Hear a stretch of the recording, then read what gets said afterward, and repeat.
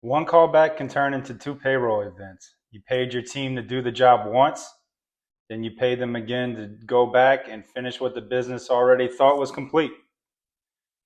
And that second payroll event is only part of the cost. There are at least 5 different places one callback can hit the business. Most contractor owners are only counting 1 or 2 of them. So I want to break down where that cost actually shows up in the business. Then I want to walk through what should happen before the truck leaves so the callback has a better chance of not starting in the first place. I'm Heath with TradeStack Digital. Here we build practical operating systems for contract owners that includes operating procedures, checklists, documentation workflows, closeout systems, and training tools. The boring stuff that helps protect your margin after the job is already sold. Today, we're talking about callbacks. Most owners treat a callback like an isolated service problem. The customer calls back, something wasn't done right the first time. The technician goes back, the issue gets fixed, everybody moves on. But inside the business, that callback is not just another service call. A callback is a reopened job. The job was supposed to be finished. It may have already even been invoiced. The technician may have already moved on. The office may have already closed it out. The customer may have already been told the problem was solved. Then the phone rings. Now the job is open again. And when that happens, the business starts paying for the same work twice. Sometimes more than once. The first cost is payroll. That is the obvious one. You paid for the original visit. You paid for the diagnosis. You paid for the repair. You paid for the drive time. You paid for the technician's time on site. Then the callback happens. Now you are paying for another drive, another hour in the field, another conversation with the customer, another diagnosis, another repair, possibly even another part, another technician, possibly manager involved, possibly overtime if the schedule was already full. A callback does not add another hour. It reactivates payroll on a job that was supposed to be finished. That is why one callback can become 2 payroll events. You paid to do the job, then you paid again to recover the job. And that is before we talk about the office. Someone has to answer that call. Someone has to review the job. Someone has to look through the notes. Someone has to contact the technician. Someone has to find a place in the schedule. And someone may have to calm the customer down. Someone may have to explain why the business is going back. That time counts too. The payroll cost of a callback is not limited to the technician standing in front of the equipment. It spreads through the business. The second cost is capacity. Every hour spent fixing yesterday's job is an hour you cannot sell today. And that is one of the easiest callback costs to miss. The technician may still be working. The truck may still be moving. The schedule may still look full. But the business is not producing new revenue during that time. It is using current capacity to repair old work. Yesterday's job is stealing space from today's revenue. That matters even more when the company is in busy season.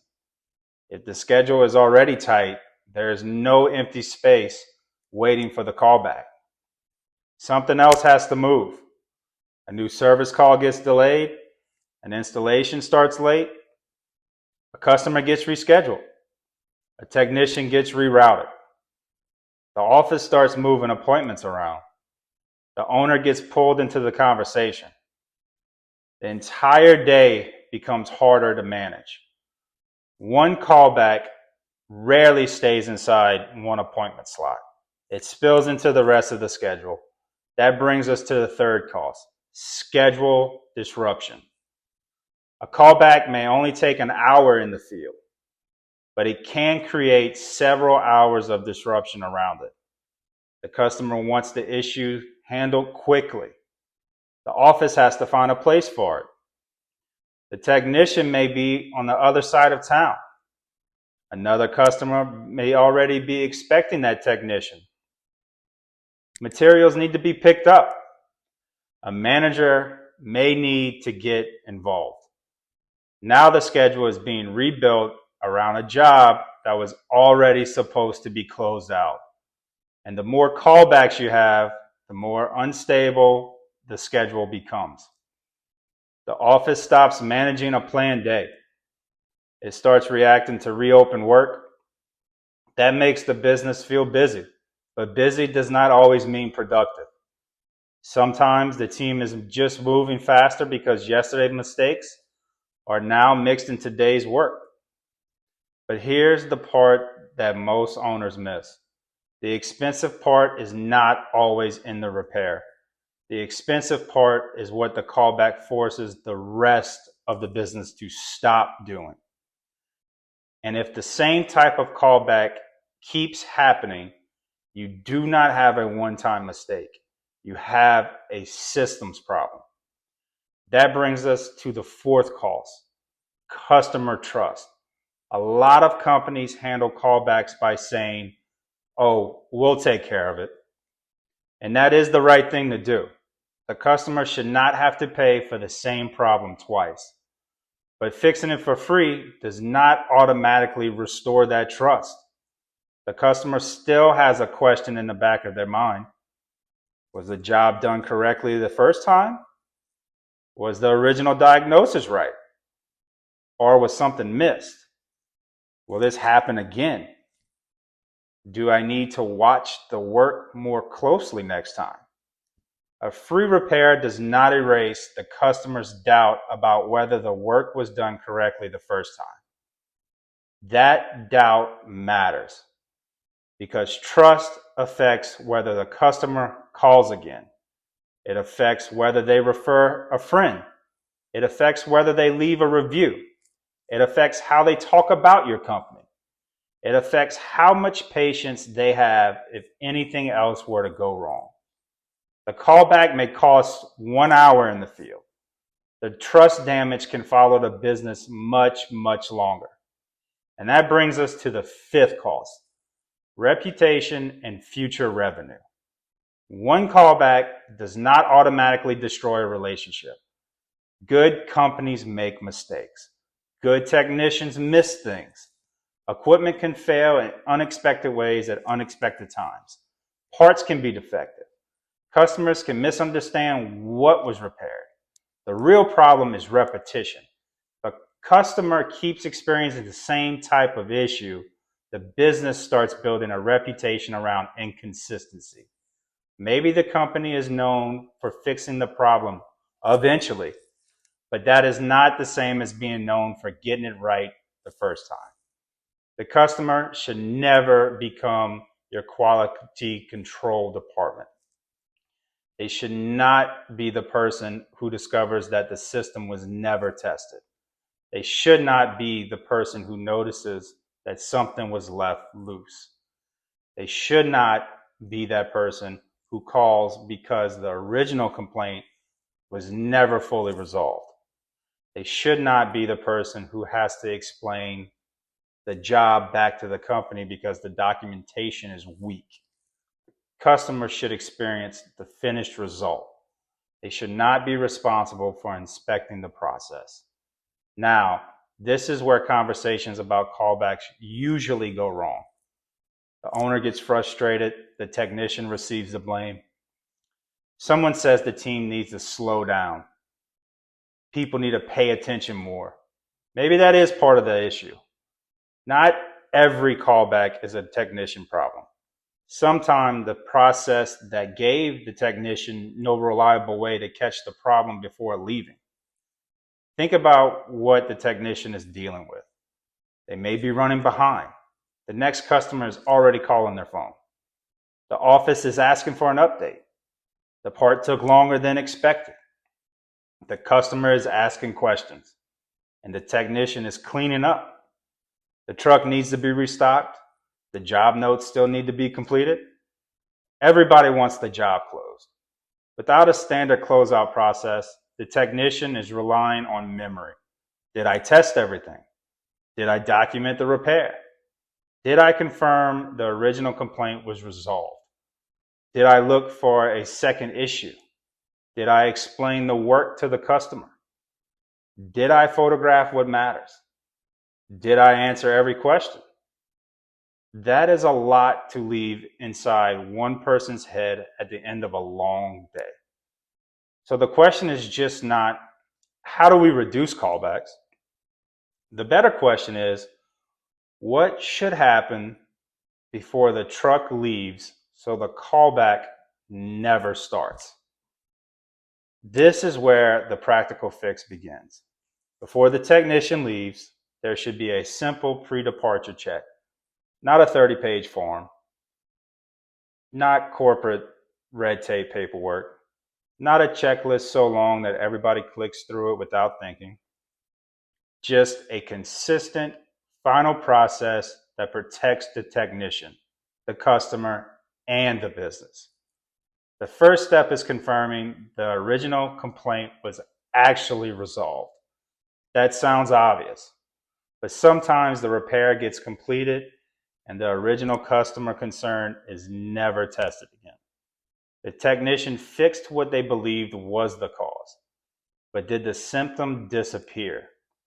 Did the system return to normal? Did the customer's original issue actually go away? The repair is not just a finished job because the part was installed. The original complaint needs to be tested. The second step is testing the completed work under normal operating conditions. Not just turning something on 3 seconds. Not just looking at the repair. Not just assuming the new part solved the problem. Run the system, watch it operate, check your results, give the repair a chance to prove itself before the tech leaves. The third step is checking for secondary issues.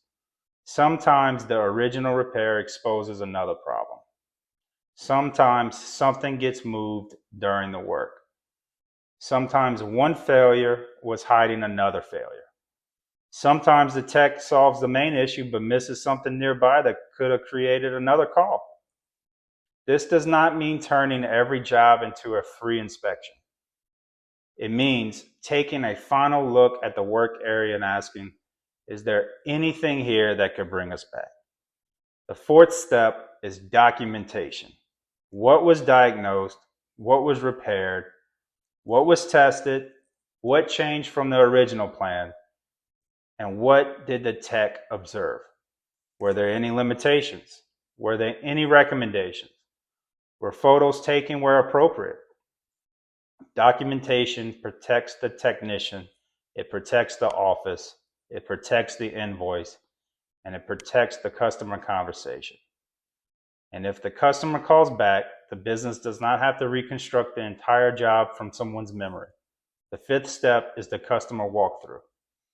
Tell the customer what was found, tell them what was repaired, tell them what was tested, tell them what to expect, whether there's anything they need to watch out for, and answer their questions before the truck leaves. Customer walkthroughs do more than create a better experience. They prevent misunderstandings. Sometimes the callback is not caused by failed work. Sometimes the customer simply expected something different. A short walkthrough can separate a real callback from a communication problem. The sixth step is final confirmation.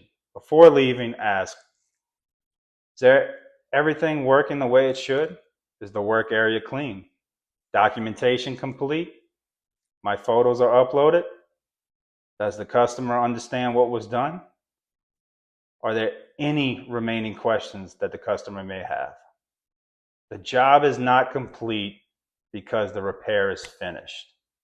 The job is complete when the work is tested, documented, explained, and ready to stay closed. That is the standard.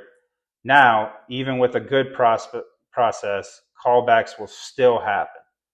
No system eliminates every mistake. No technician is perfect. No piece of equipment behaves perfectly. But the business should learn from every callback.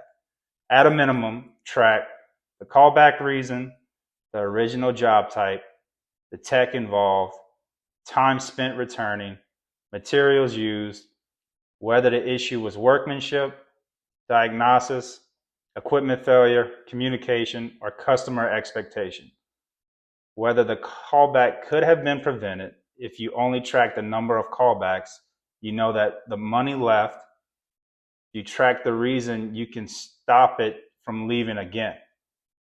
That is the difference between a recording problem and managing a problem. One callback may be an isolated mistake. 5 callbacks for the same reason are a pattern. 10 callbacks connected to the same step are a process failure. The same issue keeps happening. The answer is not another speech about paying attention. The answer is fixing the point in the process that keeps allowing the mistake through. That may mean a better checklist, better training, clearer diagnostic process, requirement for photos, customer walkthroughs, and a final functionality test. A manager review for certain types of the jobs, better job notes, a clearer definition of what complete actually means, repeated callbacks, or a system signal. The business should pay attention to that signal before it becomes normal. Because once callbacks become accepted as part of the week, the cost gets buried. The schedule still looks full, the techs still look busy, the trucks are still moving, the office is still answering phones, but part of that activity is the business paying to redo work it already paid for once. More leads do not fix repeated callbacks. A fuller schedule does not fix them either. More volume can actually make the problem worse. Because if the closeout process is weak, more jobs create more opportunities for something to slip through. Callbacks are not only just annoying, they create a second payroll event. They consume capacity, they disrupt the schedule, they weaken customer trust, they affect reputation, and they reveal where the closeout system is failing. The operating principle for this lesson is simple. The customer should never become your QC. The job needs to be tested. The work needs to be documented. The customer needs to understand what was done.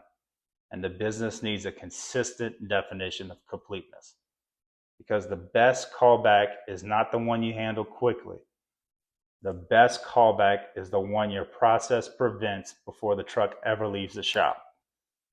In the next lesson, we're talking about accounts receivable, because getting the work done is only half of the job. The business still needs a system for getting the money collected without depending on someone remembering it later. Systems, structure, scale.